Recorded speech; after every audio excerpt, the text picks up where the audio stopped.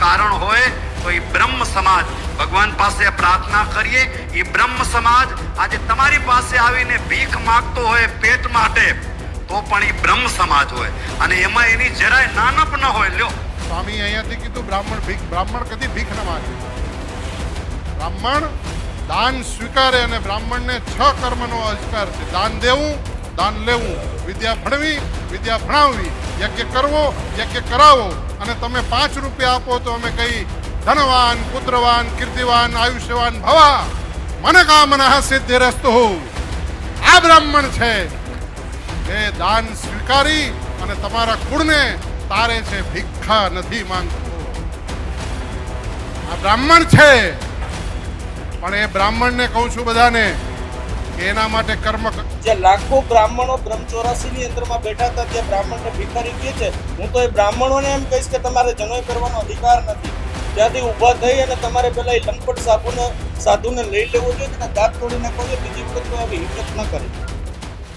ગુજરાતમાં સ્વામિનારાયણ સંપ્રદાયના સાધુઓ અને વિવાદિત નિવેદનોનો સિલસિલો થમવાનું નામ નથી લઈ રહ્યો. વધુ એક સ્વામિનારાયણ સાધુના નિવેદનથી બ્રહ્મ સમાજમાં ભારે આક્રોશ ફાટી નીકળ્યો છે. માંડવીમાં સ્વામિનારાયણ સંપ્રદાયના શાસ્ત્રી સૂર્યપ્રકાશ સ્વામીએ બ્રાહ્મણો પર વિવાદિત ટિપ્પણી કરી, જેની સામે માંડવીના ધારાસભ્ય અનિરુદ્ધ દવેએ સણસણતો જવાબ આપ્યો. ત્યારબાદ બ્રહ્મ સમાજના અગ્રણીઓએ પણ આક્રોશ વ્યક્ત કર્યો છે.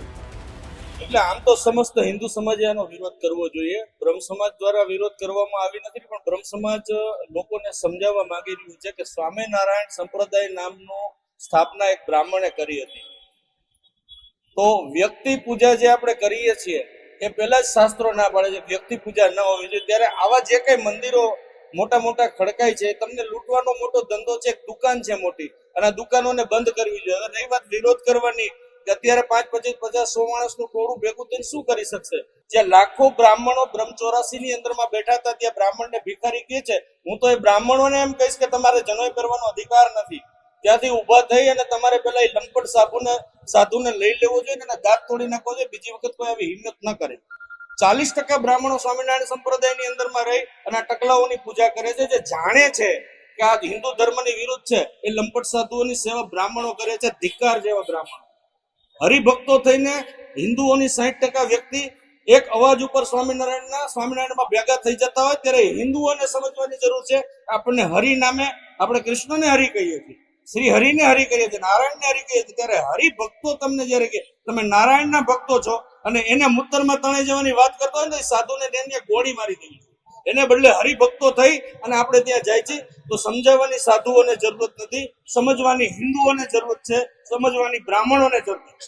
વારંવાર સનાતન ધર્મના ઉપર જે પ્રહારો થઈ રહ્યા છે સ્વામિનારાયણ સંપ્રદાય કે અન્ય સંપ્રદાય દ્વારા વારંવાર થઈ રહ્યા છે. જ્યારે આ સંપ્રદાય એવું કીધું છે કે ભાઈ હિન્દુ છે જ નહીં. ભૂતકાળમાં એણે કોર્ટમાં એવું લખાણપૂર્વક કીધેલું છે. એટલે એ દેવી દેવતાનું વારંવાર અપમાન કરે છે અને કાલે તો એણે હદ વટાવી નાખી છે. બ્રાહ્મણો વિશે બફાટ કર્યો છે. સનાતન ધર્મના મૂળ જે કોઈ હોય તો બ્રાહ્મણ છે, એના વિશે એણે ખૂબ બફાટ કર્યો છે. સમગ્ર બ્રહ્મ સમાજમાં એનો બહુ જ રોષ છે. અમે સરકારની પાસે માગણી કરી છે કે આના માટે ત્વરિત પગલાં લ્યો અને કોઈ એવા ઠોસ પગલાં લ્યો જેનો દાખલો બેસાડો કે ફરી પાછું કોઈ સનાતન ધર્મ ઉપર કે કોઈ જ્ઞાતિવાદ ઉપર પણ આંગળી નથી દે. એવું અમારો સરકાર પાસે ખાસ નિવેદન અને વિનંતી છે. ભૂતકાળમાં પણ સ્વામિનારાયણ સંપ્રદાયના જુદા જુદા સાધુઓ દ્વારા સનાતન ધર્મના દેવી દેવતાઓ, મહાપુરુષો અને અલગ અલગ સમાજ વિશે વિવાદાસ્પદ ટિપ્પણીઓ કરવામાં આવી હતી. ત્યારે માંડવીના આ ધાર્મિક મહોત્સવમાં જે રીતે બ્રહ્મ સમાજની ગરિમાને ઠેસ પહોંચાડવાનો પ્રયાસ થયો છે તેને લઈને સમગ્ર ગુજરાતના બ્રાહ્મણો અને સનાતનીઓમાં ભારે નારાજગી જોવા મળી રહી છે. ગઈકાલે માંડવી ખાતે બ્રહ્મ 84 સ્વામિનારાયણ સંપ્રદાયના મંદિરો ઉપર કરવામાં આવેલ હતી. ત્યાં એક લંપટ સ્વામી સૂર્યપ્રકાશ, જેને બ્રહ્મ સમાજ વિરુદ્ધ બેફામ બફાટ જાહેર મંચ ઉપરથી કરેલ હતો, તેને સમગ્ર ગુજરાત બ્રહ્મ સમાજ વખોડી નાખે છે અને તે સ્વામીને કહેવા પણ માંગે છે કે સ્વામિનારાયણ સંપ્રદાય જે ઘનશ્યામ પાંડે એક બ્રાહ્મણ દ્વારા બનાવેલ પંથ હતો, આજે તેમને કરોડો અબજો રૂપિયાના જે મંદિરોના કૌભાંડો કરે છે, રૂપિયા બેનામી સંપત્તિ એક ઘનશ્યામ પાંડેના નામે જ આજે એ લોકો હલાવે છે. તો વારંવાર સનાતન ધર્મ ઉપર તેઓ પ્રહારો કરતા રહ્યા છે. ભૂતકાળમાં ભગવાન દ્વારકાધીશ, જલારામ બાપા, ગણપતિ બાપા, બ્રહ્મા, વિષ્ણુ અને મહેશ, અને હમણાં 15 દિવસ પહેલા જ ગણપતિ અને ઘનશ્યામ મહારાજ માસીયાઈ ભાઈઓ હતા, તેવા બફાટ નિવેદનો કરી પોતાનો સંપ્રદાય મહાન છે એવું બતાવવા માંગે છે અને વારંવાર સનાતન ઉપર પ્રહારો કરે છે. હનુમાન દાદા વિશે બેફામ નિવેદનો આપે છે અને વારંવાર બેફામ નિવેદનો આપી એકવાર માફી માંગી લે છે, એટલે એ વિષય પૂરો નથી થઈ જતો. હવે તો એવું લાગે છે પોતાના ધર્મનો પ્રચાર કરવા માટે સનાતન દેવી દેવતાઓને ઈરાદાપૂર્વક ટાર્ગેટ કરવામાં આવે છે. આની વિરુદ્ધ સરકારે પણ કડક પગલાં લેવા જોઈએ અને દરેક સમાજે પણ વિચારવું જોઈએ. આ સંતો અલગ અલગ સમાજના દેવી દેવતાઓને વારંવાર ટાર્ગેટ કરીને એક બીજા સમાજને અંદરો અંદર પાખોડવાના જ ધંધા કરે છે.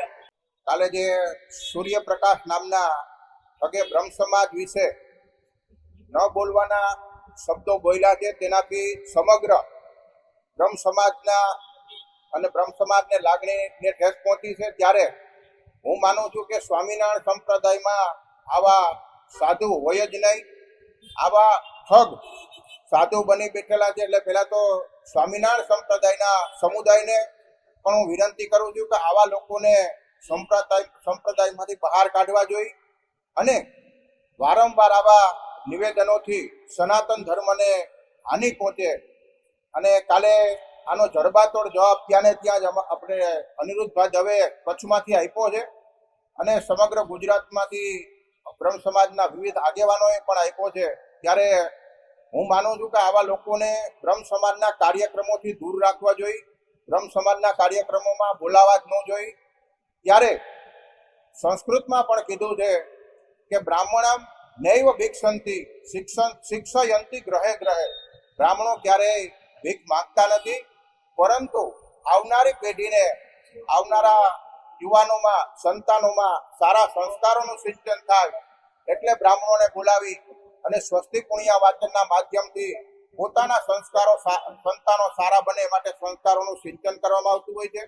ત્યારે આવા ઠગના માતા પિતાએ પણ મને એવું લાગે છે કે એનામાં સારા સંસ્કારોનું સિંચન નહીં કર્યું હોય. માતૃ પિતૃ કૃતાભ્યાસો ગુણિતા મેથી બાલક ન ગર્ભચ્યુતિ માત્રેના પુત્રો ભવતી પંડિત. એટલે મને એવું લાગે છે કે આના માતા પિતાએ પણ ફરીથી બ્રાહ્મણોને બોલાવી અને એની માફી માંગવી જોઈએ અને ફરીથી આવા ઠગના સારા સંસ્કારો આવે માટે બ્રાહ્મણો પાસેથી વિધિ વિધાન કરાવવું જોઈએ. એ જ અભ્યર્થના. અને આવનારા સમયમાં બ્રાહ્મણો પણ આનો જડબાતોડ જવાબ આપશે. ત્યારે આનાથી બ્રહ્મ સમાજની લાગણીને ઠેસ પહોંચી છે અને હવે પછી કોઈ પણ સંપ્રદાયના કોઈ પણ આવો બ્રહ્મ સમાજ વિશે બોલશે તો એનો પણ અમે જડબાતોડ જવાબ આપશું.